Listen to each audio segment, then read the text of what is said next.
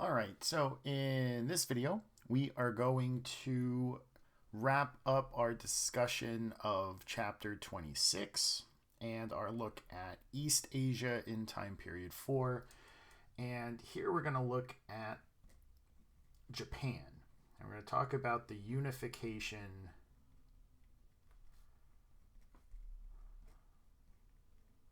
of Japan. So this is still in time period 4.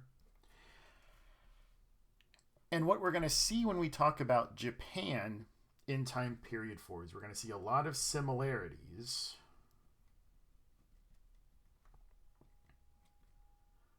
between Japan and China, but also between Japan and Western Europe.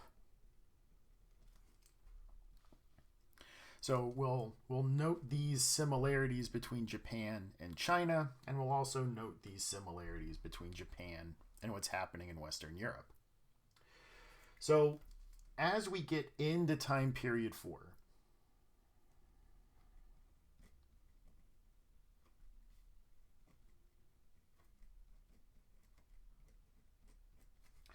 it is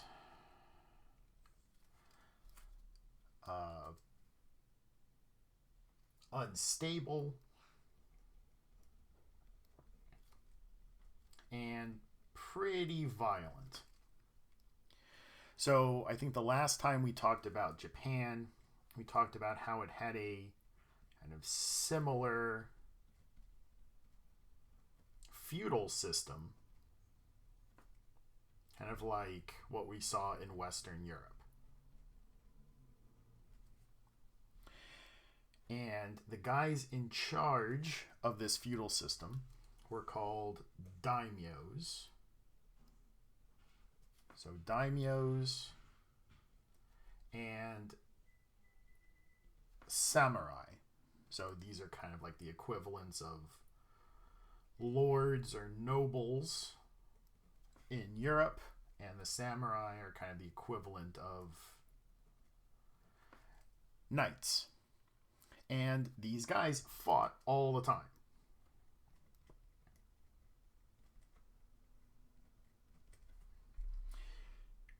In fact, this period where all of these daimyo and samurai are fighting each other, this period in Japan is called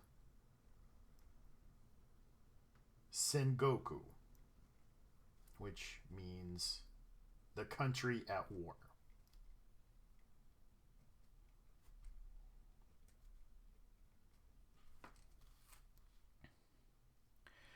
On top of this feudal system,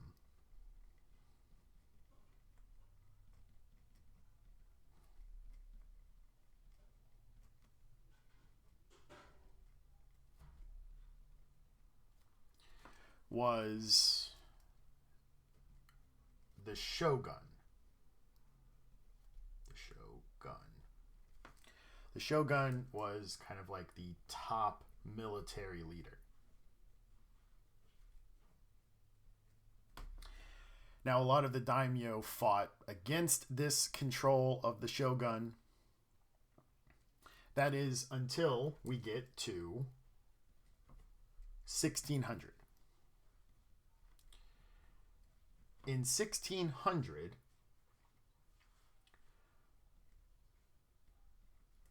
one of the last shoguns, his name was Tokugawa Ieyasu.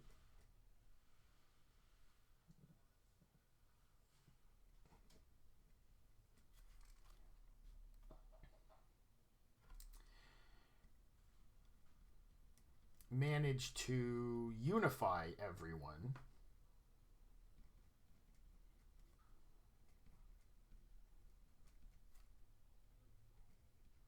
under his centralized rule.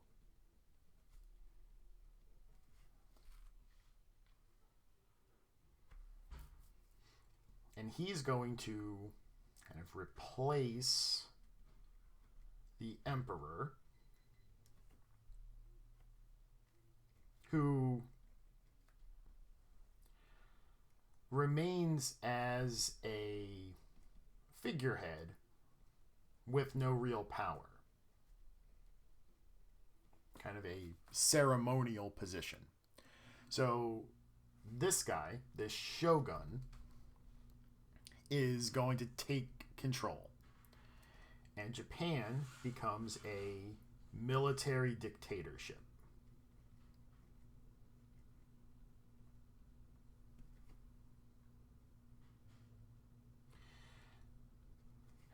Now, we would probably call this a shogunate.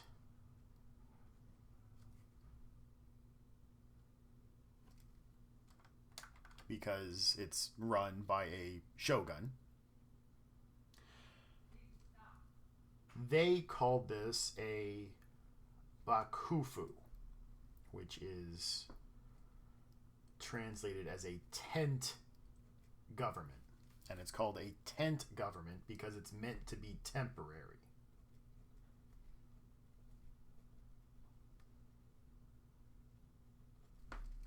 So it's meant to be a temporary government. But it really wasn't temporary. It lasted, this system of government lasted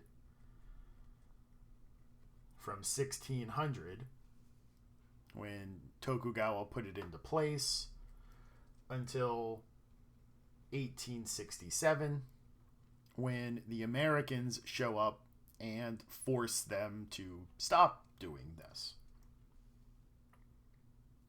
Now, the point of this shogunate, or bakufu, the goal here is to stabilize Japan. The goal here is to stabilize Japan, which is similar to what we're seeing in China. That the Ming Dynasty and later the Qing Dynasty are trying to stabilize China. The goal of Tokugawa was to stabilize Japan. And he's going to do this in a way that's going to look familiar. He's going to force a lot of daimyo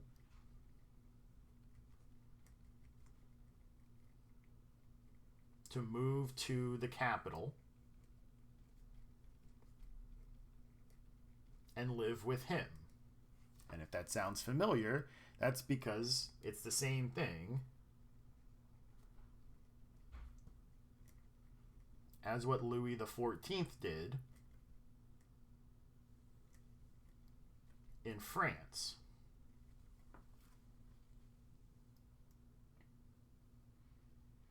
And he's going to do it for a lot of the same reasons.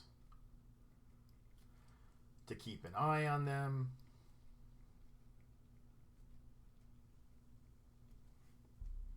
and force them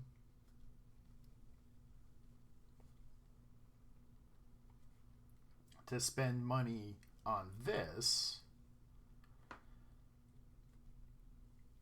as opposed to fighting each other.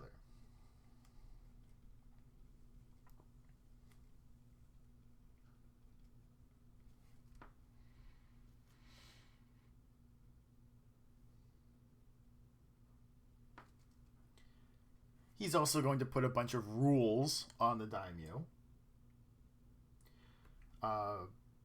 They had to ask for permission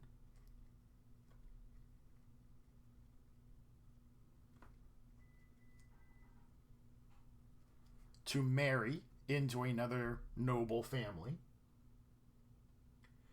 They had to ask for permission to interact with foreigners.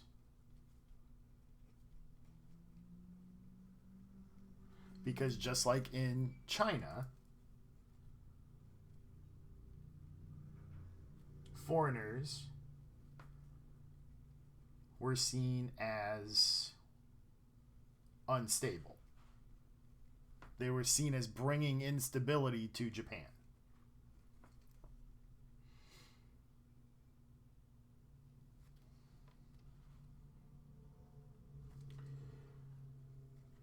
he's also going to try to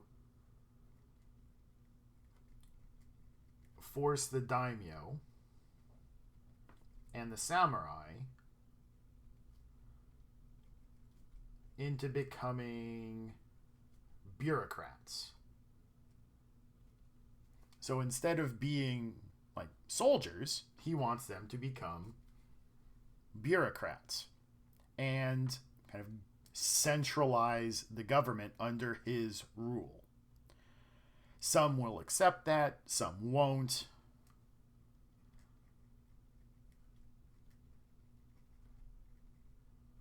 Those that don't want to do this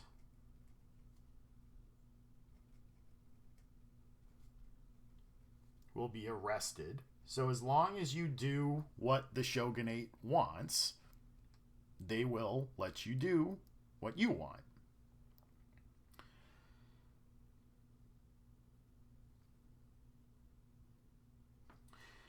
Now let's talk a little bit about interaction with foreigners. Because just like in China, Japan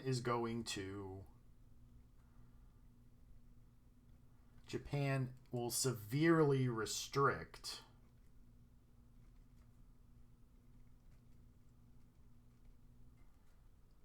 interaction with foreigners, and this kind of comes in two different ways. So there's going to be kind of a rejection of Chinese stuff and a rejection of European stuff.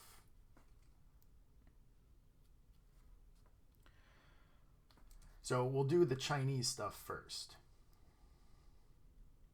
Chinese stuff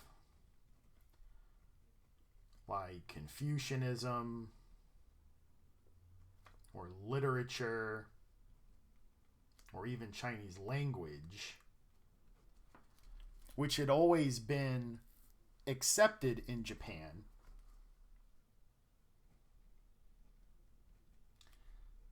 starts to be seen as bad.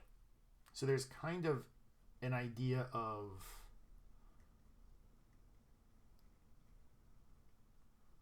xenophobia towards Chinese stuff,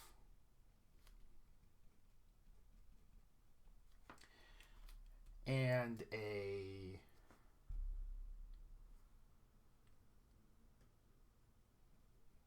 push for Japanese ideas.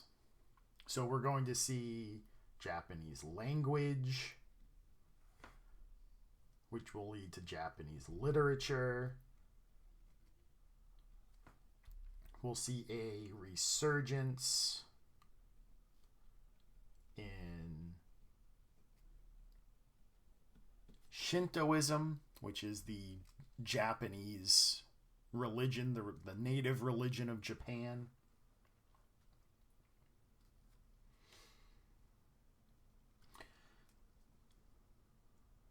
But we'll also see, kind of alongside this, a similar expansion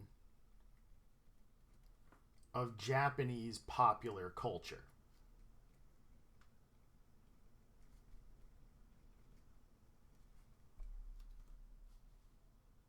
So just like we saw in China, there'll be a similar expansion of Japanese popular culture like we saw with Chinese popular culture.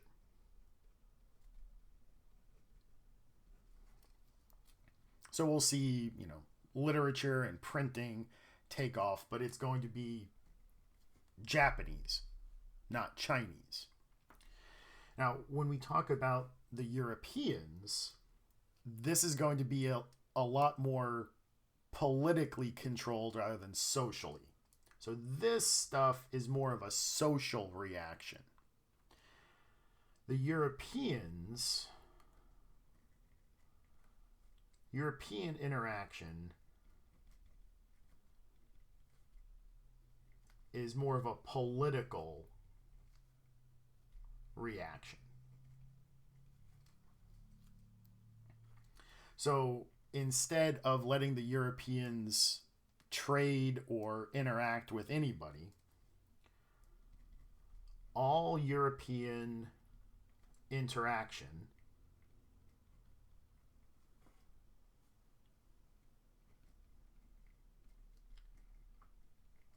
takes place in one port, which is the port of Nagasaki. And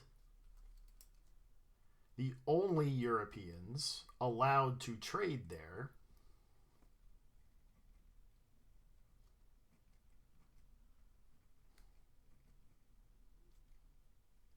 are the Dutch. And we've seen this in China too. So they only allow certain Europeans to trade in China. So like in China, it was only the British at Hong Kong, or the Portuguese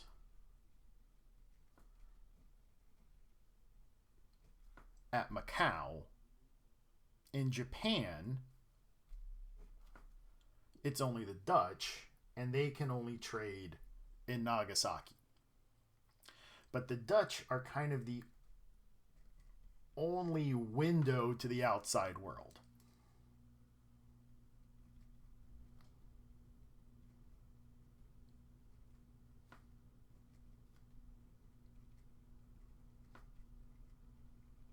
Japan is becoming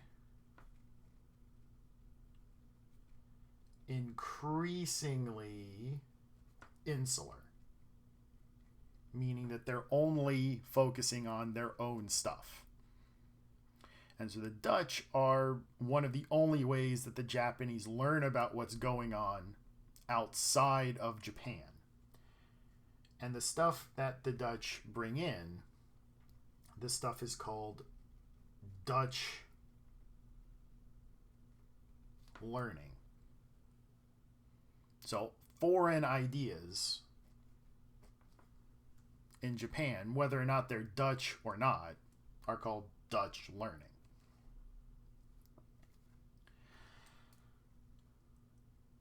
In addition to the trade stuff, the Japanese violently expel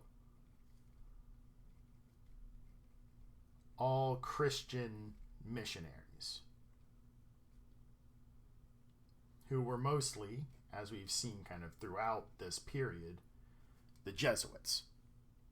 So the Japanese are going to violently expel all the Christian missionaries. They're given a warning that they have to get out, and if they don't get out, they are going to be executed. And a lot of missionaries sent to Japan are going to be violently executed. A lot of them are going to be crucified in kind of an ironic execution. The last thing we'll mention here is that we're going to see, because of the Columbian Exchange, we're going to see a lot of the same kinds of social,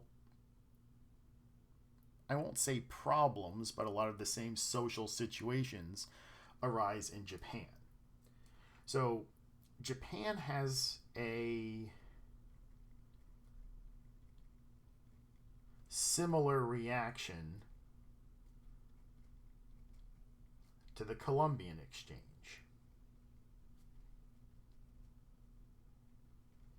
In that the Columbian Exchange is going to lead to an increase in population.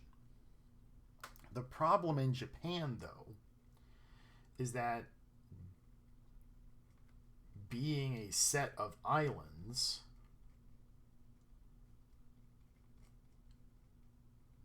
the Japanese population can't really spread out. Like in China, they can spread out. They can go to lands that are less densely populated and just move there. Japan can't do that because they have physical boundaries, being the ocean. So they can't really spread out. So we're going to see more examples of infanticide. Not just female infanticide, but infanticide in general. So what we're seeing in Japan is kind of a similar environment as what we've been seeing in China. That a lot of the same stuff is happening in Japan as it happened in China, but we're also kind of seeing, independently of Western Europe, we're also seeing the Japanese do some of the things that we saw Western European monarchs do, especially somebody like Louis XIV. So we're going to hit pause on Japan here, but again, when we talk about Japan in time period 5 moving forward, the results that we're seeing here, we're going to see a similar reaction in time period 5. So the Europeans are going to force their way into China because China has cut themselves off from Europe. In Japan, another industrialized power is going to force their way into Japan, except this time it's the United States who does it, not necessarily the Europeans as much. But we'll worry about that stuff when we get to time period 5. The important thing to note about Japan is that their reaction to what's going on in Europe is again to lock down and not let new ideas come in and disrupt the stability that we've been trying so hard to maintain. So until the next set of videos, which will be on our last chapter in time period 4, chapter 27, this is Mr. Nissen signing off.